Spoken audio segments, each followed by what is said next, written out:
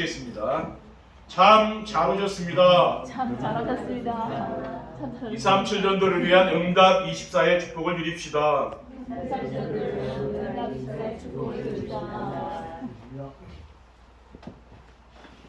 하나님은 이번 주일에 237 전도를 위해 성도들이 가져야 할 확신 가운데 마지막 5번째 237 전도를 위한 승리의 확신이라는 말씀을 주셨습니다.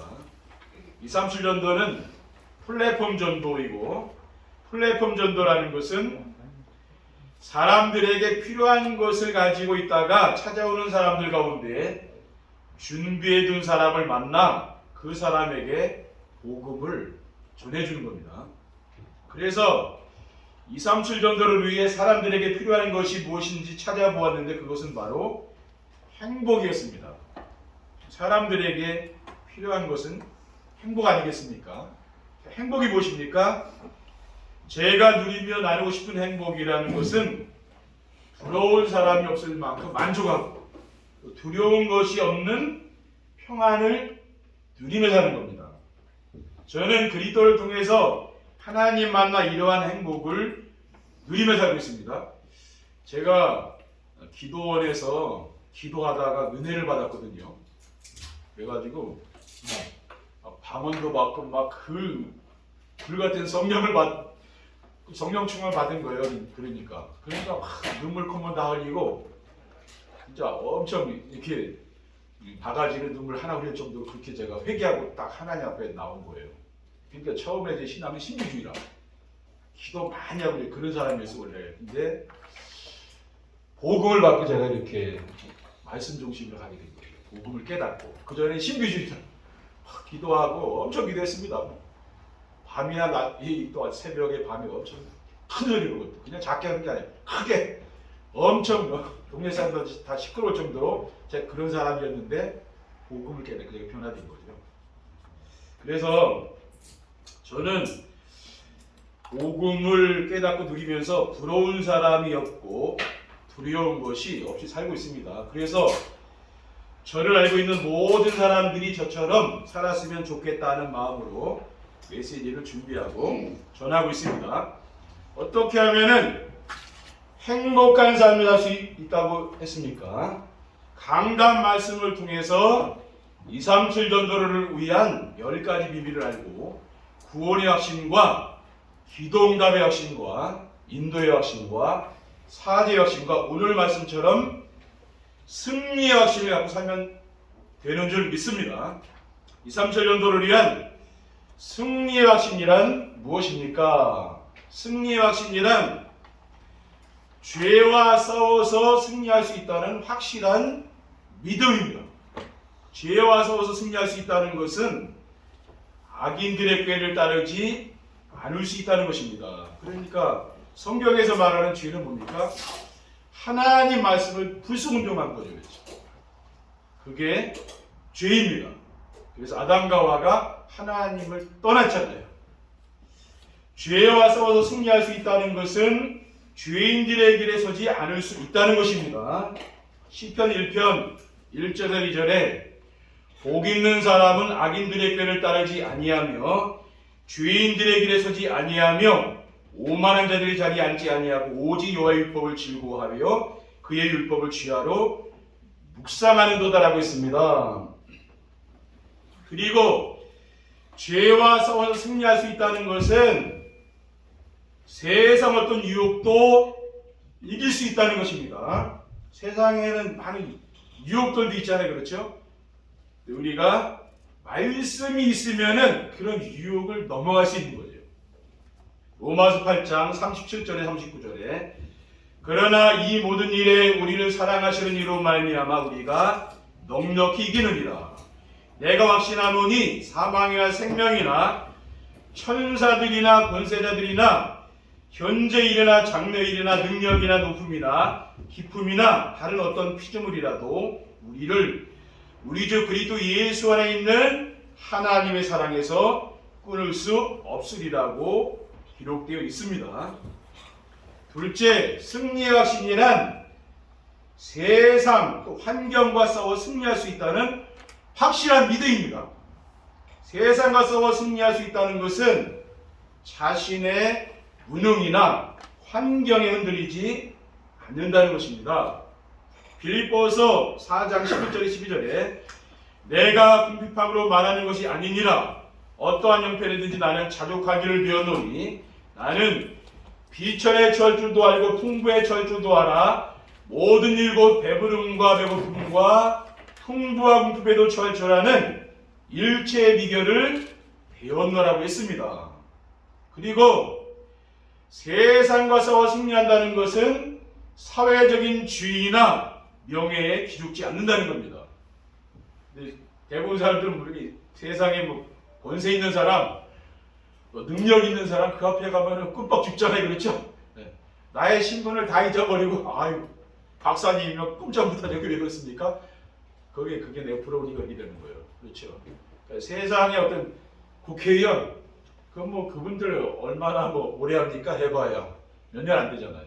근데 우리가 기죽을 게 없다 그 말이죠. 고린도전서 1장 26절에 29절에 형제들아 너희를 부르심을 보라. 육체를 따라 지혜로운 자가 많지 아니하며 능한 자가 많지 아니하며 문벌 좋은 자가 많지 아니하도다. 그러나 하나님께서 세상에 미련한 것들을 택하사 지혜 있는 자들을 부끄럽게 하려 하시고 세상에 약한 것들을 택하사 강한 것들을 부끄럽게 하려 하시며 하나님께서 세상에 천한 것들과 멸시받는 것들과 없는 것들을 택하사 있는 것들을 피하려 하시나니 아무 육체도 하나님 앞에서 자랑하지 못하게 하려 하심이라고 했습니다. 이러한 말씀을 우리가 암송하고 묵상하게 되면은 그런 세상의 지위, 명예 거기에 그런 사람들한테 기죽지 않는다는 거죠, 그렇죠? 그리고 세상과 싸워 승리한다는 것은 사상이나 이념에 빠지지 않는다는 것입니다. 골로새서 2장 8절에 누가 철학과 헛된 속임수로 너희를 사로잡을까 주의하라. 이것은 사람의 전통과 세상의 초등학문을 따름이요 그리스도를 따름이 아니니라라고 있습니다. 그러니까 세상에 사람들 우리나라도 이 좌파와 우파로 나눠가지고 계속 싸우고 있잖아요, 그렇죠? 근데 우리가 이러한 데 빠져 살면 안 되는 거죠, 그렇죠? 이런 사상이나 이념에 매여 살 필요가 없다는 거죠. 셋째, 승리의 확신이란 사망 권세를 가진 사탄도 이길 수 있다는 확실한 믿음입니다. 사망 권세를 가진 사탄도 이긴다는 것은 죽음도 두렵지 않다는 겁니다. 요한복음 11장 25절 26절에 예수께서 이르시되 나는 부활이요 생명이니 나를 믿는 자는 죽어도 살겠고 무릇 살아서 나를 믿는 자는 영원히 죽지 아니하리니 이것을 내가 믿느냐라고 했습니다. 그리고 히브리서 2장 15절에 또 죽기를 무서워함으로 한평생 매여 종로를 타는 모든 자들을 놓아주려 하심이니라고 했습니다. 그러니까 사탄에게 매여있는 사람의 특징이 뭡니까? 늘 죽음에 대한 두려움을 가지고 있는 거죠. 그렇죠? 근데 우리가 사망 권세를 이 가진 사탄을 이긴다는 것은 뭡니까? 죽음도 두려워하지 않고 내가 평안하게 사는 거예요.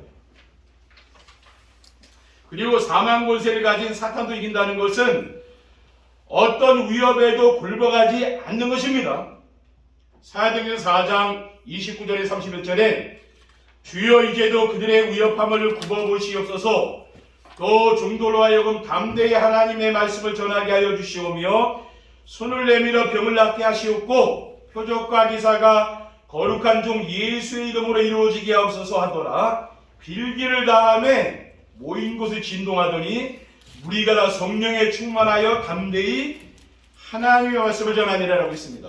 그러니까 초대교회에 엄청난 박해가 일어났잖아요. 그런데 기도할 때 보면 성령 충만 받으니까 담대히 이 사람들이 하나님 말씀을 전하게 된 거예요. 어떤 위협도 두렵지 않은 겁니다. 그리고 사망 권세를 가진 사탄도 이긴다는 것은 어떤 불의와도 타협하지 않는 거죠. 성도는 뭡니까? 이러한 승리 확신을 가지고 살아야 되는 거죠. 237 전도를 위한 승리 확신을 갖고 살려면 어떻게 하면 됩니까? 승리 확신을 갖고 살려면은 하나님이 말씀으로 우리 함께 하시며 인도하심을 믿어야 됩니다. 예배 시간에 선포되는 말씀 안에는 인생 문제의 해답과 방향이 있습니다. 물고기는 물속에 살아 행복하고 새는 공중에 날아다니 행복하듯 사람은 우주와 만물을 지으신 창조주 하나님을 만나 하나님과 함께 살아야 됩니다. 그래야 행복합니다. 다른 것은 행복하지 않습니다. 창조주 하나님을 떠나 사탄의 종로를 타며 자기중심, 물질중심, 성공중심의 삶을 살기 때문에 인생이 불행해지는 거죠. 운명과 사주팔자에서 재앙과 주주에서 나올 수가 없습니다. 그렇죠? 그리스도가 아니면은 절대로 나올 수가 없는 겁니다. 창조주 하나님을 만나 함께 살며 자기중심, 물질중심, 성공중심에서 벗어날 수 있는 유일한 길은 오직 그리스도밖에 없는 줄 믿습니다. 사도 바울은 고린도전서 2장에 내가 너희 중에서 예수 그리스도와 그가 십자가에 못 박히신 것 외에는 아무것도 알지 아니하기로 작정하였습니다. 그렇죠. 오직 그리스도 외에 나는 다른 것은 알지 않기로 작정했다. 그럼 세상 것은 좀 몰라도 됩니다. 그렇죠. 근데 복음은 우리가 정확하게 알아야 됩니다. 그리스도를 정확하게 알아야 됩니다. 그렇죠. 그리고 인생의 방향을 237 나라 5천 종족에게 그 복음을 전하는 것에 방향을 맞춰야 되는 거죠. 우리는 뭡니까? 어떤 사람하고도 잘 지낼 수 있어야 되죠. 왜 그렇습니까? 237 나라 5천 종족에게 복음 전하는 게 하나님의 방향이거든요. 그래서 우리는 원수도 사랑해야 되고 예수님도 원수 사랑하라 했잖아요.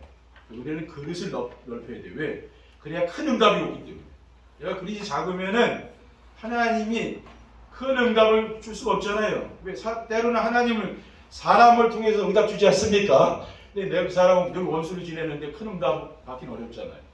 어떤 사람도 내가 친구 삼을 수 있는 그러한 영적인 힘을 길러야 되는 거죠. 그리고 강단에서 받은 말씀을 묵상하며 따라가는 사람은 모든 일이 형통하게 된다고 했습니다. 시편 1편 2절에 3절에 오직 여호와의 율법을 즐거워하여 그의 율법을 주야로 묵상하는도다. 그는 시냇가에 심은 나무가 철을 따라 열매를 맺으며 그 잎사귀가 마르지 아니함 같으니 그가 하는 모든 일이 다 형통하는 이라 라고 있습니다. 그러니까 우리가 오직 이 하나님의 말씀을 순종하며 또 강단 말씀을 순종하며 따라가게 되면은요 모든 일이 형통하게 된다니까요. 여러분 은혜 받고 예배 생활 잘하는데 하나님이 복을 안 주겠습니까? 내가 달라고 그러지 않았는데 그게 다 오게 돼 있는 거예요. 그리고 시편 119편 11절에 내가 주께 범죄하지 아니하려 하여 주의 말씀을 내 마음에 두었나이다. 이 시편 기자는 뭐라고 얘기합니까? 범죄하지 않기 위해서 주의 말씀을 마음에 담았다고 했어요. 우리가 이 세상에 살면서 뭡니까? 이런 죄악에 빠지지 않으려면 어떻게 됩니까? 하나님 말씀을 내 마음에 담아야 돼요. 이 말씀 따라가면은 우리가 죄를 안 짓게 돼 있습니다. 근데 내가 말씀을 모르잖아요. 그럼 그 죄인지도 모르고 또 죄를 짓지요. 그리고 어떤 사람은 죄인지 알면서도 짓는 사람이 있고 그건 더 나쁜 거 아니에요. 근데 우리가 말씀 속에 있으면은 그 죄 지을 일이 별로 없다는 거죠. 시편 119편 105절에 주의 말씀은 내 발의 등이요 내 길에 빛이니다라고 있습니다. 또 우리는 이 말씀을 따라가면 되는 거죠. 다른 걸 따라가면 안 됩니다. 그렇죠? 사람을 따라가는 것도 아닙니다. 우리는 하나님 말씀 따라가야 돼요. 둘째, 하나님의 말씀 안에서 자신의 정체성을 찾아 누리며 살아야 됩니다. 하나님은 지금 이 시대가 재앙 만나서 많은 사람 죽어가고 있잖아요. 이 시대를 살리도록 하나님이 숨겨둔 남은 자로 우리를 부른 거죠. 이사야 6장 13절에 그 중에 10분의 1이 아직 남아있을지라도 이것도 황폐하게 될 것이나 밤나무와 상수리나무가 배임을 당하여도 그 그루터기는 남아있는 것 같이 거룩한 씨가 이 땅에 그루터기니라 하겠습니다. 그리고 우리는 누구입니까? 천국을 향해 나그네 길을 가는 순례자입니다. 우리는 인생길을 끊임없이 가고 있는 거죠. 그렇죠? 한 곳에 머무는 게 아닙니다. 우리는 나이도 계속 먹잖아요. 그렇죠? 한 해 뒤에 계속 나이를 먹잖아요. 이게 순례자라는 말이에요. 베드로전서 1장 1절 2절에 예수 그리스도의 사도 베드로는 본도, 갈라디아, 갑바두기아, 아시아와 비두니아에 흩어진 나그네 곳 하나님 아버지의 미래하심을 따라 성령이 거룩하게 하심으로 순종함과 예수 그리스도의 핏부림을 얻기 위하여 택하심을 받은 자들에게 편지하노니 은혜와 평강이 너희에게 더욱 많을지어다라고 했습니다. 이 사도 베드로는 흩어진 나그네라고 표현하고 있잖아요. 그게 바로 우리거든요. 그리고 우리는 누구입니까? 싸우지 않고 이길 수 있는 정복자입니다. 우리는 세상 사람들과 경쟁해서 겨루어서 싸워서 이기는 사람들이 아니라는 거예요. 그게 아니고 우리는 싸우지 않고 이기는 정복자라는 거예요. 아람 나라 군대가 이스라엘에 쳐들어왔을 때 엘리사 선지자의 집 주위의 그 도단성에 불말과 불병거 하늘의 천군천사가 동원된 거예요. 그래서 아람 군대와 싸우지 않고 전쟁에서 승리했습니다. 열왕기하 6장 16절 17절에 보면은 밤에 그 엘리사의 종인 게하시가 밖에 나가 보니까 어떻게 했습니까? 아람 군대가 꽉 있는 거예요. 자기 집주에 얼마나 무서웠겠습니까? 지금 군대도 없는데 지금 아람 나라 그 강대 군대가 와서 꽉 그 말하자면 강화에 완전히 포위한 거예요. 금방 죽은 거 아니에요, 이제는. 근데 이 엘리사 선지자가 뭐라고 했냐면요. 두려워하지 말라. 우리와 함께한 자가 그들과 함께한 자보다 많으니라 하고 기도하여 이르되 여호와여 원하건대 그의 눈을 열어서 보게 하옵소서 하니 여호와께서 그 청년의 눈을 여심해 그가 보니 불말과 불병거가 산에 가득하여 엘리사를 둘렀다라고 있습니다. 하나님 뭡니까? 우리 성도들의 기도할 때 주의 천군천사를 보낸다는 거예요. 하나님이 그래서 역사하시고 구하시는 거죠. 그러니까 우리는 두려워하면 안 됩니다. 그렇죠? 싸우지 않고 이기는 거예요. 셋째, 말씀 안에서 하나님이 주신 언약과 미션과 비전을 잡고 살아야 합니다. 말씀 안에서 하나님이 우리에게 주신 언약은 그리스도입니다. 성경에서 이 언약이라는 말이 많이 나와요. 근데 창세기에 보면은요, 창세기를 자세히 읽어보시면은 언약이라는 말이 굉장히 많이 나와요. 언약. 성경에서는 이 언약이라는 말이 중요해. 성경에서 많이 얘기하는 거고 중요한 거 아니에요, 그렇죠? 그것을 우리가 잘 알아야 됩니다. 그리스도는 인생 문제의 완전 해답입니다. 어떤 문제가 있든지 그리스도가 답이죠. 그렇죠? 구약 시대에는 메시아의 언약을 붙잡은 이스라엘 민족들과 하나님이 함께 하셨어요. 왜 언약이 중요하냐? 하나님의 언약을 붙잡은 사람들과 함께 하는 겁니다. 그리고 신약 시대에는 주는 그리스도시요 살아계신 하나님의 아들이시니라고 고백한 성도들과 하나님이 함께 하시며 인도하셨다니까요. 그리고 말세 시대인 교회 시대인 이 시대는 어떻습니까? 강단에서 선포되는 하나님이 주시는 언약 미션 비전의 말씀을 붙잡고 사는 성도들과 하나님이 함께 하시는 거예요. 그리고 말씀 안에서 하나님이 주신 미션은 뭡니까? 세계복음화입니다. 마태복음 24장 14절에 이 천국복음이 모든 민족에게 증언되게 하고 온 세상에 전파되리니 그제야 끝이 오리라고 했어요. 그리고 디모데전서 2장 4절에 하나님은 모든 사람이 구원받으며 진리를 아는 데 이르기를 원하시느니라. 저와 여러분이 만나는 그 모든 사람이 구원받기를 원하는 게 하나님의 소원이거든요. 여기에 방향 맞춰서 사시면 되는 겁니다. 미션이에요. 그리고 말씀 안에서 하나님이 주신 비전은 뭡니까? 예수 그리스도의 재림입니다. 데살로니가전서 4장 16절 17절에 주께서 호령과 천사장의 소리와 하나님의 나팔 소리로 친히 하늘로부터 강림하시리니 그리스도 안에서 죽은 자들이 먼저 일어나고 후에 우리 살아남은 자들도 그들과 함께 구름 속으로 끌어올려 공중에서 주를 영접하게 하시리니 그리하여 우리가 항상 주와 함께 있으려 하겠습니다. 이 주님께서 재림할 때 마지막 구름을 타고 하늘나라에서 구름 타고 재림한다 그랬거든요.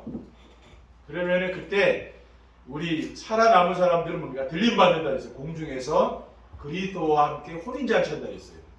그게 우리의 뭡니까? 그 비전입니다. 그렇죠? 마지막으로 2, 3절 연도를 위한 승리의 확신을 갖고 살면 어떻게 됩니까?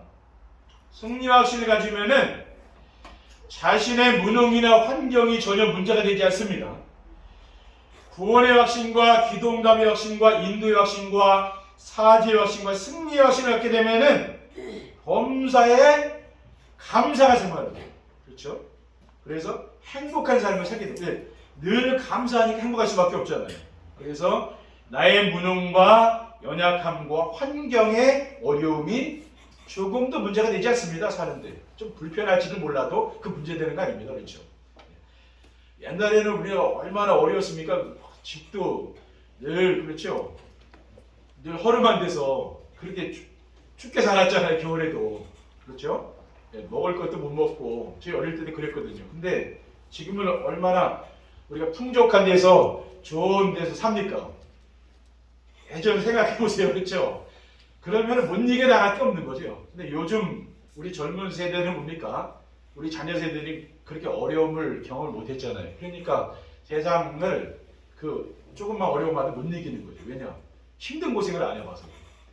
근데 고생도 해봐야 그게요. 다 그게 인생 경험이 되고 그게 앞으로 살아가는데 그게 도움이 되는 겁니다. 그렇죠?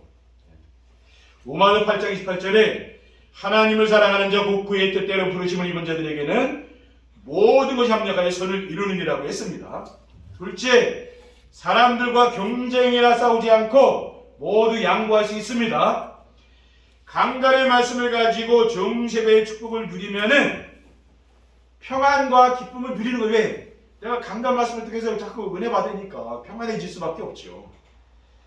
그러면은 사람들과 경쟁하거나 다투지 않고 양보할 수 있습니다. 자꾸 내가 이제 싸우지 마라 그런 생각이 자꾸 드는 거죠. 나도 모르게. 내가 참아야지. 그런 마음이 자꾸 드는. 그 하나님 주시는 마음 아니에요. 그게 사람이 변화되는 겁니다. 아브라함은 조카 롯에게 모든 것을 양보하고 제단을 쌓았습니다. 창세기 24장 9절에 내가 좌하면 나는 우하고 내가 우하면 나는 좌라고 했어요. 18절에 보니까 이에 아브라함이 장막을 옮겨 헤브론에 있는 마물의 상수리 수풀에 이르러 거주하며 거기서 여호와를 위하여 제단을 쌓았더라. 그러니까 아브라함 뭡니까? 조카 롯에게 모든 걸 양보하고 단을 쌓았다는 겁니다. 하나님께 예배드린 거죠. 내가 진짜 이제 은혜 받을 시간표다 이렇게 변화된 거죠. 사람이. 세상 중심으로 살다가 뭡니까? 예배 중심으로 이제 돌아온 거예요. 그렇게 살면 됩니다. 그렇죠? 예배 때 은혜 받고 우리가 힘을 얻으면 돼요. 그러면 인생 사는 거예요. 그거 힘든 거 아닙니다. 쉬운 거예요. 하나 더 말씀드리면 행복한 삶으로 플랫폼이 되어 2, 3칠 정도의 축복을 누리게 됩니다. 2, 3칠 정도는 오직 복음으로 행복한 삶을 살며 주변 사람들에게 내가 누리는 행복을 나눠주는 거예요. 행복하니까 뭐 어려운 거 아니잖아요. 행복한 이유를 말하는 거죠. 그러면은 행복한 삶을 살면은 그 플랫폼이 내가 플랫폼이 되는 거죠. 흔들리지 어떤 일을 말해도 안 흔들려. 그게 플랫폼입니다. 누가 뭐래도 흔들리지 않는 거예요. 그리고 강단의 말씀을 따라 순종하면은 2, 3칠 정도는 되어지는 것입니다. 그러니까 하나님이 하시는 거죠. 그러니까 하나님 뭡니까? 여러분 가정, 자녀, 교회, 여러분 직장, 그 산업 현장을 하나님이 하신다니 그걸 봐야 돼요. 내가 염려 걱정할 게 아니라 내 할 일을 잘하고 있으면 하나님이 역사한다니까. 그렇죠? 여러분이 할 일만 잘하시면 돼요. 그러면은 나머지 하나님이 역사한다니까요. 그래서 이번 한 주간 정말 세상에서 승리하는 성도님들 되시기를 주님의 이름으로 축원드립니다. 기도하겠습니다. 사랑의 하나님 감사합니다. 오늘 주신 귀중한 언약 미션 비전의 말씀을 굳게 붙잡고 5대 확신을 가지고 승리할 수 있도록 인도해 주시옵소서. 주 예수 그리스도의 이름으로 기도드립니다. 아멘. 찬송하시겠습니다. 찬송가